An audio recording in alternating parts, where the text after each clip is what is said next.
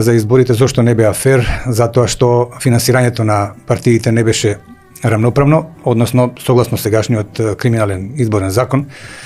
Јас би рекол и катастрофален по државата, финансиите и рекламниот простор повеќе од 95% ги добиваа парламентарните партии и тоа беше тотално нефер и нерамноправна битка, да кажеме, изборна сега на изборите, а исто така изборите беа и недемократски, затоа што имаше огромни притисоци. Сега премногу време ќе ми треба да ги наведам сите притисоци кои што беа правени и на вработените државната администрација и на вработените. Ќе говориме околу тоа, не тоа проблем, него мислам. Ајде сега она што би се променило. Би се променило со отворените листи, тоа е што сите тие потреби, мотиви за изборни измами исчезнуваат со единствен потек во обидувањето на отворените листи, затоа што со тој систем нема никаков мотив да се купуваат гласови, да се подкупуваат со намирници, да се влие со брашно место, било што, или со бркање од работно место, или со не знам што, затоа што за кого би барале партиите да гласат со отворени листи, за да не ги избркаат од работно место.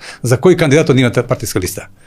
Ме разбирате, значи тоа е невозможна работа. Едноставно со таков гениален едноставен потек со отворените листи, сите изборни измами се оневозможуваат. Нема мотив ни една партија да купува гласови, да притиска гласачи да гласаат за некого од листата.